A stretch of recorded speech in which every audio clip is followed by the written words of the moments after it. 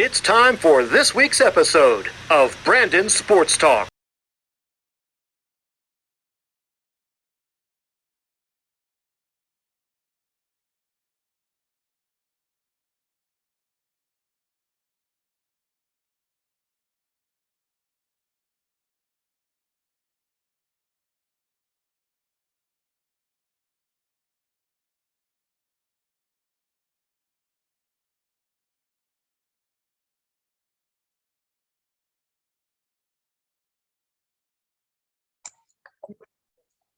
Welcome back to Brandon Sports Talk. In today's episode, I have the privilege to interview the Savannah State University head softball coach, Megan Griffith.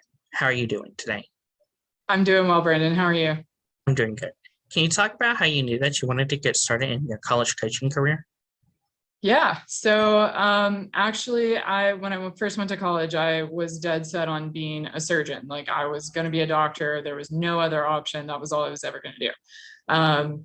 Obviously, that didn't work out. I'm a softball coach now, and I wouldn't change it at all. But kind of the thought process that I went through with that was, as I was like growing through my career, I had some like unfortunate setbacks and things like that. I just found myself thinking a lot like, oh, when I'm a coach, I'll do this with my players, or I won't do that with my players, or, just thinking about it. And so then, one day about junior year, I had to kind of have a really serious conversation with myself. Like, are we going to be a doctor? Are we going to be a coach?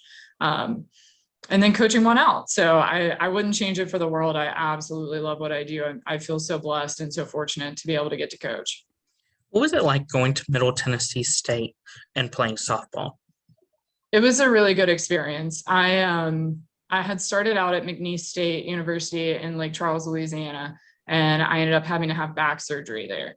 And so that was like a pretty serious event in my young life at that time. I hadn't really gone through anything kind of that drastic.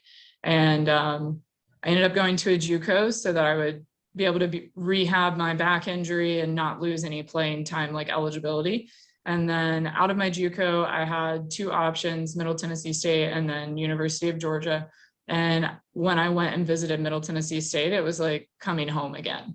And so it was just a really great place to kind of finish my career, get my feet back under me, like get to kind of overcome back surgery and things like that. And so I'm very fortunate for my time there.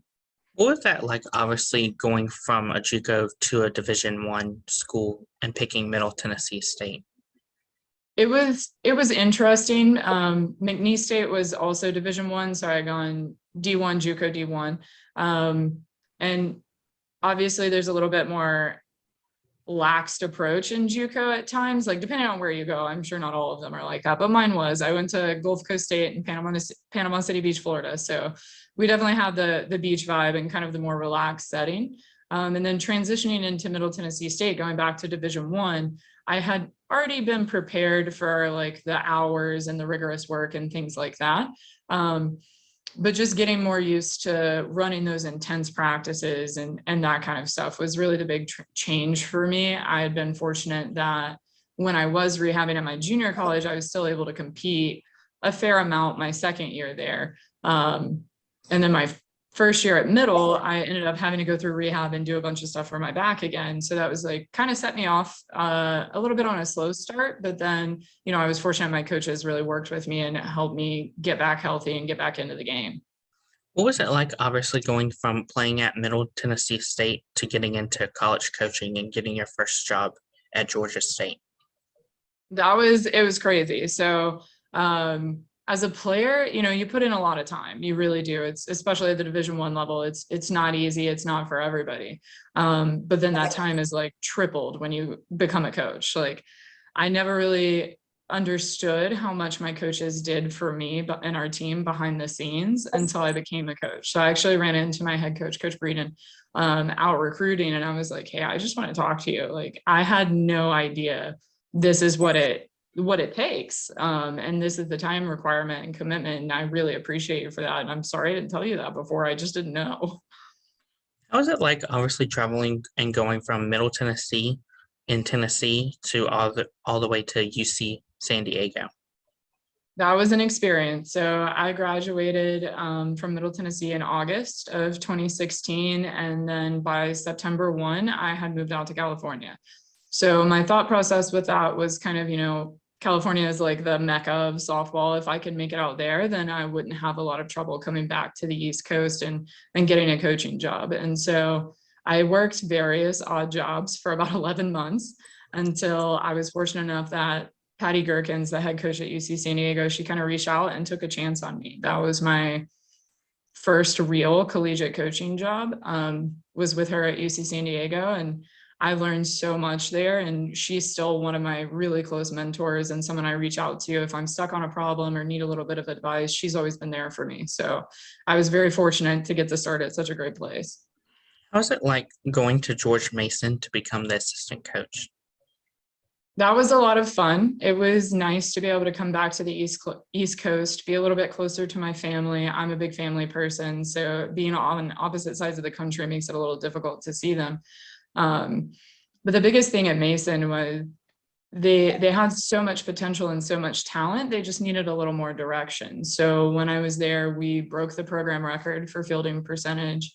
We had the first winning season that they had had in 7 years, and then the highest batting average in the last 5 years. So the talent, the skill, it was there. They just needed a little redirection and a little bit of focus, and they were able to pull that off. And it was such a rewarding experience to see a team that, you know, kind of knew that they could be good. They just didn't know how to be good. So it was really cool to get to work with them, and such great players, such great people.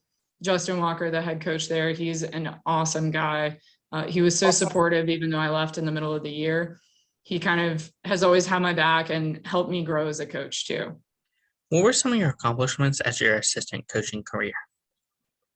I think, you know, other than breaking those records and things like that, some of the things that stand out to me the most as an assistant coach is we went to, when I was an assistant at UC San Diego, we had the opportunity to go to the Division II World Series in Denver, Colorado. And that was so special. That year, our original pitching coach became very sick, and Coach G asked me, like, hey, can you do it? Like, can you step in and help out? And, you know, I was like, yeah, sure, let's try it. I didn't pitch in college, so I didn't have a whole wonderful knowledge of like mechanics and things like that. So I was fortunate to have a staff that didn't really need a lot of work. They really just needed help with pitch calling. So that was probably the funnest part, I would say, is like getting to call pitches. I took it from a very like hitter's mentality for pitch calling. And now that I've had time to talk to some of my colleagues who are pitching coaches, they're like, oh yeah, that's not the way we looked at it. But it worked for us. We were really successful. And it was the first time we had been to the World Series since 2011 then, so about 10 years.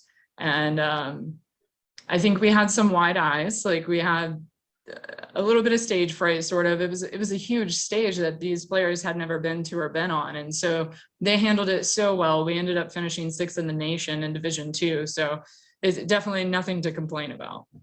Of course, as a coach, what was it like obviously going to the College World Series, knowing that obviously as a player, you did not play in the College World Series?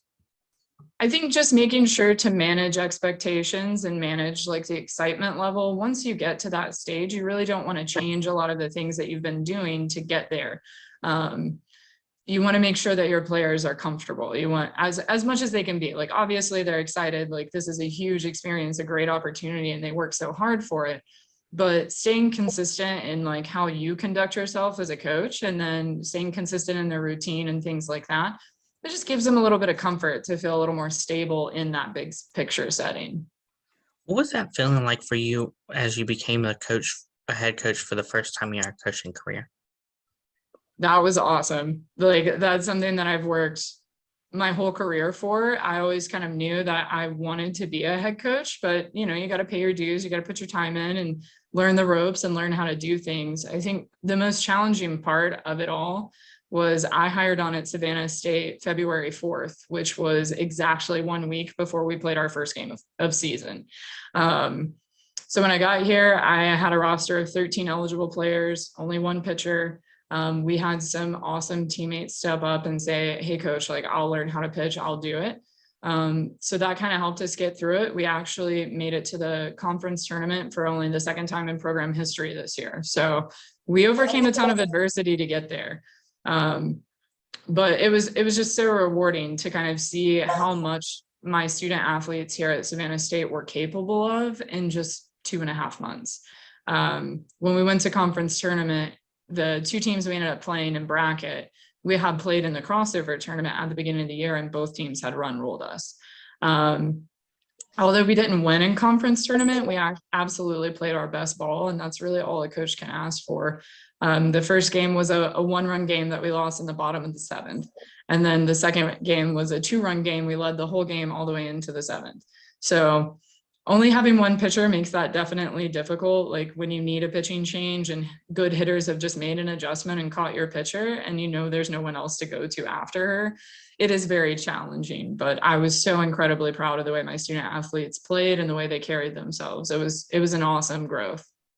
Of course, what were some of the over challenges that you overfaced when obviously becoming a head coach for the first time and only having 2 weeks before the season starts?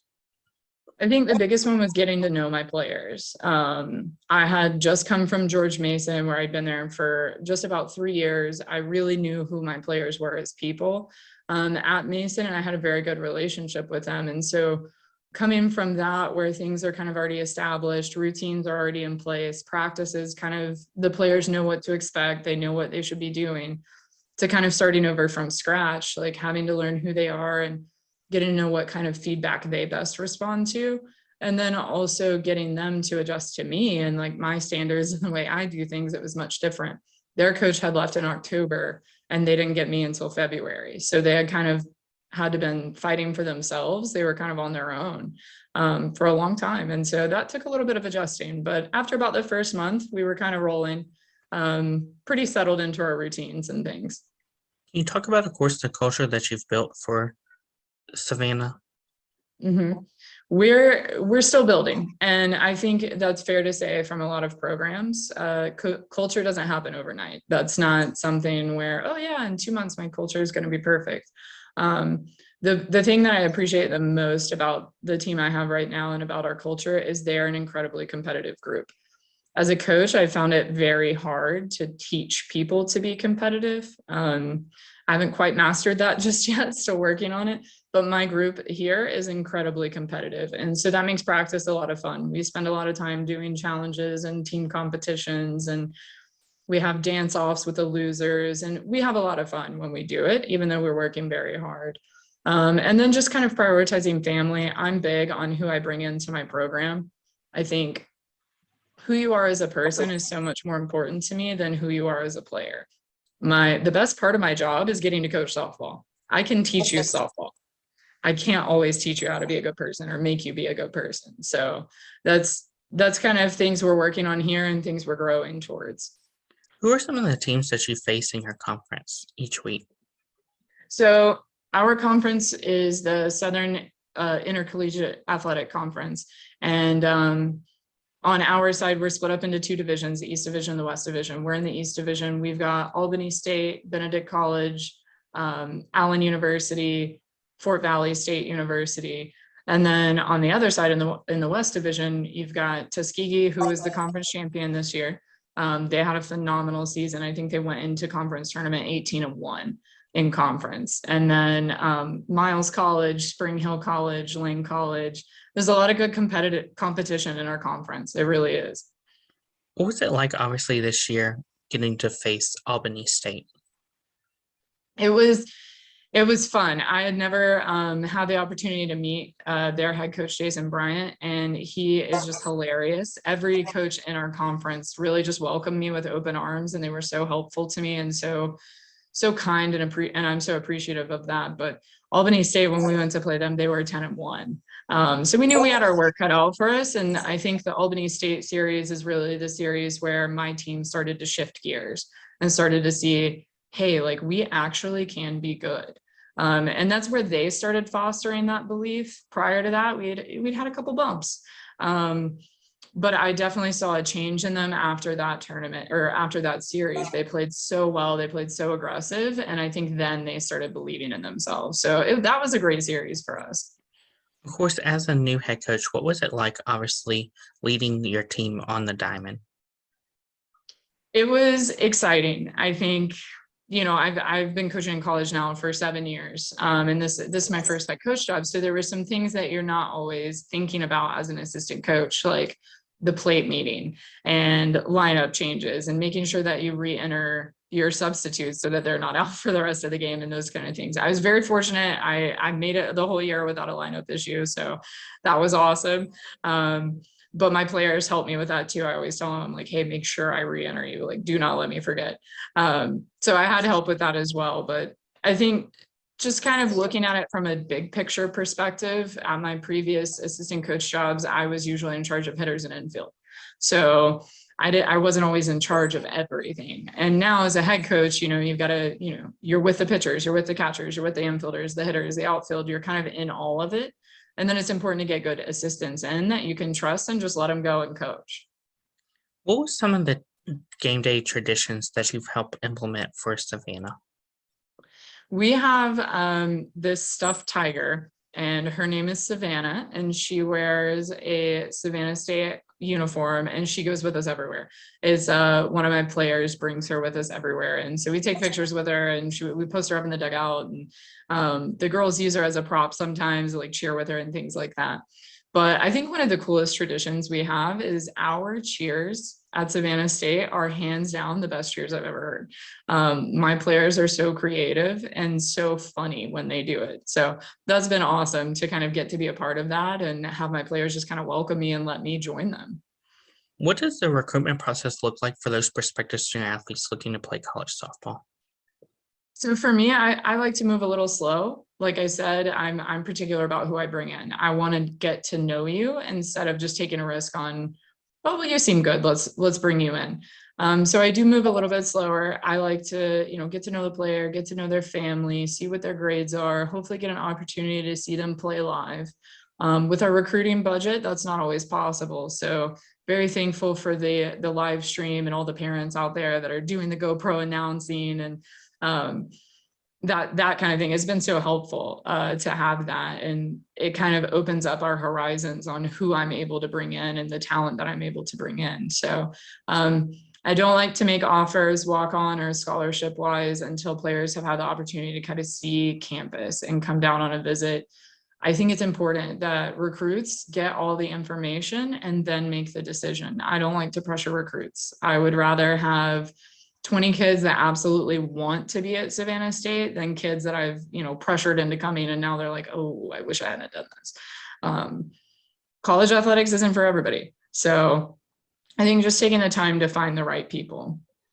Of course, as a head coach, what are some of the things that you look at while on the road? I think the biggest thing we look at while we're traveling is where we're going to eat. My players, they love to eat Chick-fil-A. We always they want Chick-fil-A. So I'm trying to broaden their horizons a little bit, but a lot of times I let them decide because I don't care. And that's a fun thing that they get to be involved in and gives them a little bit of ownership. And they typically pick pretty good places to eat. And then other than that, we're just kind of scouting, making sure that we're supposed to be doing what we're supposed to be doing on time. Everybody's rested. We do a team stretch. We do team study hall on the road, making sure they're staying on top of academics. Of course, on the official visit, what does that look like for those prospective student athletes looking to come to Savannah? So I haven't had the opportunity to implement this just yet, but I am very excited about it. Savannah State University, the back part of our university sits right on the ocean. And then we're about 15 minutes away from the beach. So we're going to implement some beach workouts, take the team, take the official visits down to the beach. We'll do a whole little workout, play some fun games, competitions, take pictures, things like that. But I haven't gotten to do that yet. So I'm pretty excited about getting to do that. Of course, what are you looking forward to when it comes to the official visit and as a head coach, getting to see them try on that blue and orange jersey? I think you always see the light bulb go off with your recruits. It's kind of like, oh, wow, this is real. It's really cool to get to be a part of young people's dreams. And a lot of recruits have grown up playing softball and they've worked kind of their whole life up until this point to make it to the next level. And so getting to be a part of that light up moment where it hits them and it's real, it's so special. What are some of your future plans for the Savannah State softball program as head coach? So we're working on rebuilding a lot. our budget's not huge, so we do a lot of recruiting. We've been able to partner with some fun companies, do some event management stuff. We've gotten to go to a couple concerts and work those. So that's been really nice, as opposed to going out in the community and having to just ask for money and things like that. So definitely getting us some more fundraising opportunities and things like that, and then taking that money and building our program with it. When I got to Savannah State, we had 1 tee and about 50 balls. So making sure that my players are taken care of in the sense that they have their practice clothes, they have the things that they need to be competitive and to be their best. That's kind of the next big step over the summer. And then obviously looking to go back to conference tournament next year and then win it. What advice would you have high school athletes looking to become college softball players? I would say be realistic. And that comes from, I watch a ton of recruit videos and I see, we've got catchers that have unbelievable pop times and runners who run super fast. And anytime I watch those videos, I always do it with a stopwatch. So just be honest, because when I read that email and it says something like a crazy pop time, that's what I'm expecting. And then when I look at it and it's not that, it's like, why did this happen? So I think being honest and then being persistent. A lot of times you don't get your first yes until you've had to go through a lot of no's. And then just making sure that they're taking the time to find the right fit for them first. I can't imagine the pressure that, young recruits go through now with recruiting, being on social media and being such a public kind of experience. I can imagine that it's difficult when you're seeing your teammates commit and you're like, oh man, I've got to hurry up and commit. I've got to hurry up and commit. But it's a huge decision. It's a 4-year decision. And so you want to make sure that you're taking the time to find the right fit for you, the right coaching staff for you, the right university for you, so that you can really be a part of that school for 4 years and have that 4-year pride. What advice would you give those college softball players looking to go play professionally, whether it's Athletes Unlimited, the Olympics, or the NPF? Go big. I think go big. I mean, put yourself out there. It's not always comfortable to brag on yourself or to speak highly of yourself. But if you've put the work in and you've earned it, absolutely. And then I think the other thing is make connections. A lot of softball is such a small world. We all the coaches know each other. We all talk to each other. We all hang out. It's kind of crazy, but making those connections can really help you get in touch with the right people. And if you've already got the skill set, what you really need is the right people to get you in there. What advice would you give future head coaches that are looking to get started in coaching and being head coaches on the softball college level? I'd say definitely do it for the right reasons. I don't think any of us got into coaching softball because we thought we were going to make a couple $1 million. So I think, just doing it for the right reasons and being a good person, remembering that these student athletes, at the end of the day, they're people first. Like, yes, they're softball players, but there's so many other things. They're sisters, they're daughters, they're volunteer workers, they're amazing people, and just not losing sight of the person. Taking the time to get to know your player, get to know what kind of coaching style best works for them. That was something that I learned at UC San Diego, is my coaching style or my feedback style might not make the best sense for every single player I have. So being aware of that and aware of what I need to do to change so that my players can be most successful. At the end of the day, you can know everything there is to know about softball, but if you can't get your players to do it, then it's not really going to work out that well for you.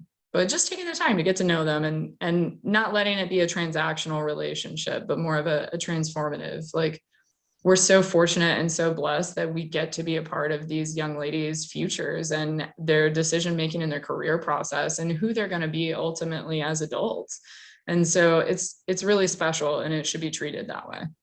That's great advice. Where can my listeners find you at on social media, along with Savannah State softball program at?